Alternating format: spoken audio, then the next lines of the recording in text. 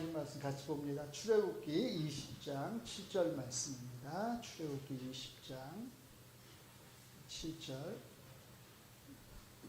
구약성경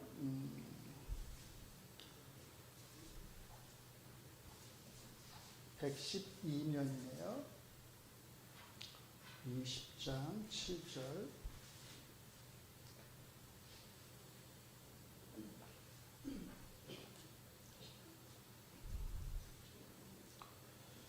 한 절 말씀인데 찾으셨나요? 같이 읽겠습니다. 시작. 너는 내 하나님 여호와의 이름을 망령되게 부르지 말라. 여호와는 그의 이름을 망령되게 부르는 자를 죄 없다 하지 아니하리라. 아멘. 자, 프린트물 다 받으셨죠? 오늘은 조금 두께가 있을 거예요. 왜냐하면 뒤에는 사실은 오늘 뭐 공부하려고 하는 건 아니고 6페이지까지가 이제 저희가 다룰 거고, 뒤에 거는 오늘 저희가 다루는 것에 대한 평가, AI의 평가를 사실은 여기다 좀 올려놨어요. 어제 이거를 준비해 놓고 갑자기 AI한테 이걸 평가해 보라고 하면 뭐라고 평가할까 싶어서 세 개, 챗 GPT하고 퍼플렉스하고 있어요. 퍼플렉스하고 제미나이하고 세 군데에다가 평가를 올리니까 이렇게 뭐 그렇게 나쁘지 않게 평가를 했더라고요. 근데 이거를 올려드린 이유가 있습니다.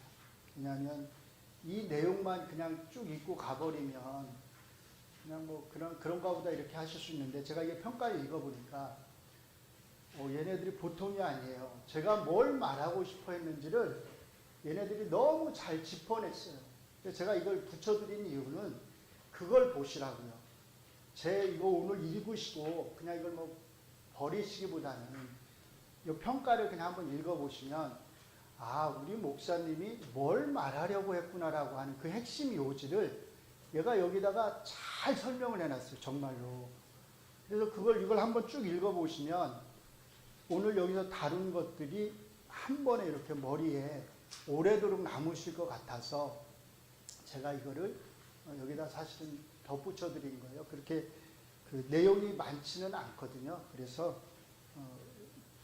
조금 하시더라도 꼭 괜찮으신 분들은 집에서 한번 꼭 읽어보시면 오늘 내용이 얼마나 중요한 내용이고 요 핵심들이 뭔지를 아마 오래도록 잘 기억하실 수 있을 거라고 생각을 합니다. 예, 오늘 출애굽기 20장 7절 말씀을 가지고 소요리 문답 53문부터 56문까지 저희가 좀 생각해 보도록 하겠습니다. 제가 문을 읽고 여러분이 답을 읽도록 하겠습니다. 제 53문, 제3계명은 무엇입니까?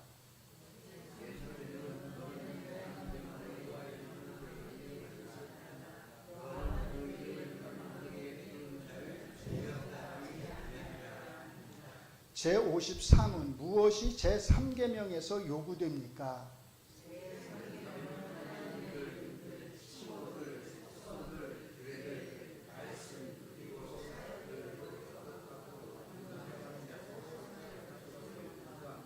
제55문 무엇이 제3계명에서 금지됩니까?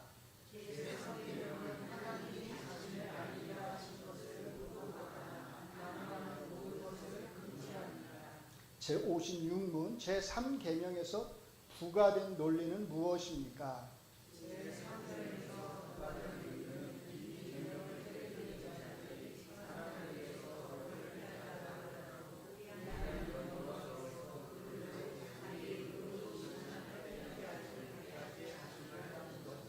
예, 그래서 오늘하고 다음 주 제가 이거 두 번에 걸쳐서 다루도록 할게요. 자, 소요리 문답의 제53문에서 제57문은 10계명의 제3계명, 즉 너는 내 하나님 여호와의 이름을 망령되게 부르지 말라는 말씀을 다룹니다.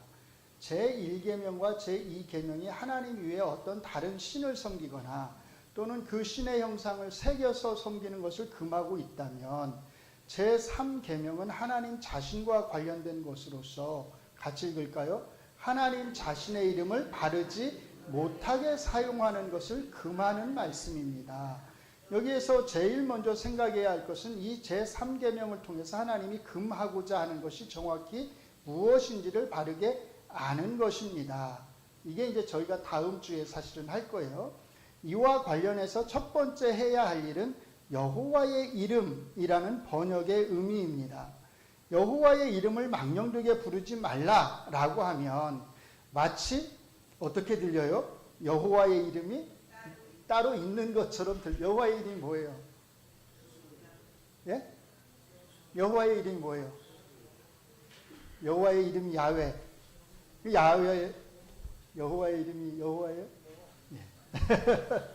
자, 한번 보셔요. 자, 여호와의 이름이 따로 있다는 의미로 들립니다. 그래서 소요리 문답에서는 제54문에서 제3계명이 요구하는 것과 관련한 설명에서 이 여호와의 이름의 의미를 설명을 해 놓은 거예요. 제3계명은 여호와의 이름들, 칭호들, 속성들, 규례들, 말씀, 사역들로 넓게 이해하고 있습니다.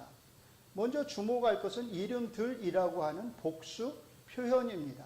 정말 하나님의 이름이 여러 개일까요? 같이 읽습니다.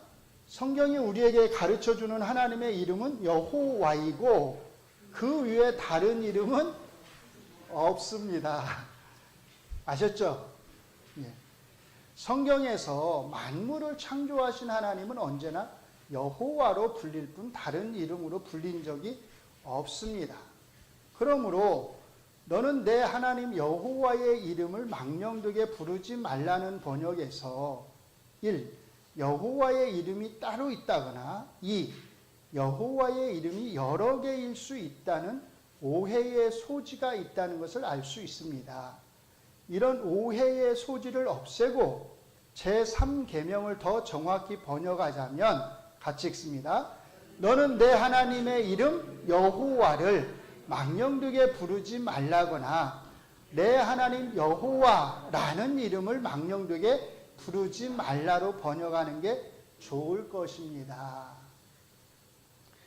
고대 히브리어에는 자음만 표기되어 있고 우리말로 말하면 이제 기역, 니은, 디귿 이런 것만 있었던 거예요.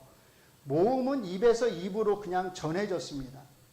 하나님의 이름은 고대 히브리어로 4개의 자음 문자인 요드, 해, 와우, 해였습니다. 이 4개의 히브리어 자음 문자를 보통 신성 사문자, 테트라그람마톤 이렇게 부릅니다. 보통은 로마자로 YHWH로 표기합니다. 중요한 것은 이 제3계명을 이스라엘 사람들은 어떻게 이해했어요? 문자 그대로 이해해가지고 하나님 이름을 함부로 부르지 않기 위해서 이 4개의 자음이 나올 때마다 이 이름을 부르지 않고 아도나이로 바꿔서 불렀다는 것입니다. 그러므로 이 4개의 자음에 어떤 모음을 붙여서 어떻게 발음해야 하는지를 어떻게 해버렸어요? 잊어버렸어요. 왜? 모음 발음은 입에서 입으로 전해졌는데 발음을 안 하니까 까먹어버린 거예요. 오늘날은 여기에 모음 부호를 붙여서 그냥 예호와 이렇게 읽습니다. 우리말 번역은 그래서 여호와 또는 야훼입니다. 같은 말이죠. 여호와나 야훼나. 영어는 대개 야훼로 요즘 많이 번역을 하는 것 같아요. 자, 같이 읽습니다. 그 빨간 글자 시작. 핵심은 이스라엘 백성이 하나님의 이름을 여호와로 이해했고 이 이름을 함부로 부르지 않기 위해서 아예 발음조차 하지 않았다는 것입니다. 그러므로 제3계명이 우리에게 명령하는 것은 여호와라고 하는 이 하나의 하나님 이름을 망령되게 부르지 말라는 것입니다. 그러므로 제3계명에서 분명히 해야 할 것은 하나님의 이름이 여호와 몇 개요? 하나라는 것입니다. 제3계명과 관련해서 다음으로 분명히 해야 할 것은 하나님이 이 이름을 망령되게 부르지 말라고 하신 것이지, 같이 읽어요. 아예 부르지 말라고 하신 것이 아니라는 것입니다. 어쩌면 하나님의 이름을 어떻게 해요? 바르게 부르는 것이야말로 보다 중요한 것일 수 있습니다. 왜냐하면 여호와라는 그 이름을 부른다는 것은 첫째, 여호와라고 하는 그 하나님이 어떤 존재성을 가지신 하나님이시며, 둘째 같이 읽어요. 그 하나님이 자신의 백성을 위해서 어떤 일을 행하신 분이신지를 기억하게 하는 것이기 때문입니다. 그래서 여호와 이름을 부르는 게 중요한 거예요. 자, 출애굽기 3장에서 하나님은 시내산에서 모세에게 나타나시고 그에게 이스라엘 백성을 애굽에서 이끌어내라고 하는 사명을 주십니다. 모세는 이 사명을 거절하면서 처음에는 내가 누구이기에 바로에게 가며 이스라엘 자손을 애굽에서 인도하여 내리이까라고 변명하고, 그 다음에는 내가 이스라엘 자손에게 가서 이르기를 너희의 조상의 하나님이 나를 너희에게 보내셨다 하면 그들이 내게 묻기를 그의 이름이 무엇이냐 하리니 내가 무엇이라고 그들에게 말하리이까라고 변명합니다. 아마 이것은 모세가 하나님에게 그 이름을 알려달라고 한 질문이 아니라 자기의 사명을 뭐 하려고요? 피하기 위한 변명으로 한 대답이었을 겁니다. 그런데 하나님은 정말로 자기의 이름을 알려주시면서 이렇게 말씀하셨습니다. 자, 14절 15절 같이 읽습니다. 하나님이 모세에게 이르시되 나는 스스로 있는 자이니라. 또 이르시되 너는 이스라엘 자손에게 이같이 이르기를 스스로 있는 자가 나를 너희에게 보내셨다 하라. 하나님이 또 모세에게 이르시되 너는 이스라엘 자손에게 이같이 이르기를 너희 조상의 하나님 여호와 곧 아브라함의 하나님, 이삭의 하나님, 야곱의 하나님께서 나를 너희에게 보내셨다 하라. 이는 나의 영원한 이름이요 대대로 기억할 나의 칭혼이라. 자, 잘 보세요. 먼저 하나님은 여기에서 자기 자신을 나는 스스로 있는 자다라고 소개하십니다. 이것은 이름이 아니라 하나님의 존재 방식에 대한 설명입니다. 히브리어로는 에흐예 아쉐르 에흐예입니다. 정확히 하면 여기에서 에흐예는 현재형이 아니라 미래형이에요. 그래서 나는 무엇일 것이다 입니다. 쉽게 말해서 하나님은 다른 어떤 것에게 자기의 존재를 의지하지 않는, 자기의 존재성을 자기 자신 안에 가지고 계시는 분으로서 자기 자신을 소개하시는 것이 아닙니다. 물론 이런 철학적 개념 자체가 하나님의 존재 방식을 설명하는데 틀린 것은 아닙니다. 하나님은 분명히 자신의 존재성을 다른 어떤 것에 의존하고 계신 분이 아닙니다. 그렇죠? 우리는 우리의 존재성을 다 하나님에게 의존하고 있잖아요. 그렇죠? 하나님은 자기 존재성을 자기 안에 가지고 계신 분이에요. 신이시니까. 그렇기 때문에 하나님만이 참 신이라고 말할 수 있습니다. 그러나 여기에서 하나님이 모세에게 나는 스스로 있는 자다라고 말씀하셨을 때 하나님은 철학적 의미의 존재 방식을 설명하신 것이 아니라는 뜻입니다. 에흐예 아쉐르 에흐예는, 자, 같이 읽습니다. 역사 속에서 하나님이 앞으로 이스라엘 백성을 위하여 행하실 일을 통해서 하나님이 어떤 분이신지, 하나님이 얼마나 놀라운 분이신지가 명백히 드러나게 되리라는 뜻입니다. 그러므로 그 의미를 살려서 더 정확히 번역하자면 나는 어떠하게 있을 자이다 정도가 될 겁니다. 그래서 아까 나는 무엇일 것이다 라는 미래형이라고 그랬잖아요. 하나님은 14절 후반절에서 스스로 있는 자가, 즉 나는 어떠하게 있을 자가 나를 너희에게 보내셨다 하라고 말씀하십니다. 그러시면서 15절에서 너희 조상의 하나님 여호와라고 자기의 이름을 구체적으로 여호와로 알려주십니다. 에흐예, 나는 무엇일 것이다 라는 뜻이에요. 에흐예, 나는 무엇일 것이다와 여호와, 야훼는 같은 어근에서 나온 단어들입니다. 일종의 말장난, 언어 유희라는 뜻입니다. 쉽게 말해서 하나님은 에흐예 아쉐르 에흐예라고 하는 긴 이름을 한 단어의 명사형 이름인 여호와로 알려주신 것입니다. 그리고 이 여호와라고 하는 이름이 뭐라고요? 나의 영원한 이름이요 대대로 기억할 나의 칭혼이라 라고 말씀하신 것입니다. 여기에 여호와라고 하는 이 이름의 중요성이 있습니다. 하나님의 존재 방식은 철학적인 추상적 존재 방식이 아니라 같이 읽습니다. 역사 속에서 자기 백성을 위해서 일하시는 구체적인 행동을 통해서 드러나게 되리라는 것입니다. 하나님이 바로 왕과 애굽에 내리신 그 10가지 재앙은 바로 뭐예요? 에흐예 아쉐르 에흐예이신 하나님이 얼마나 크고 놀라우신 하나님이신지를 드러내신 행위들, 활동들이었습니다.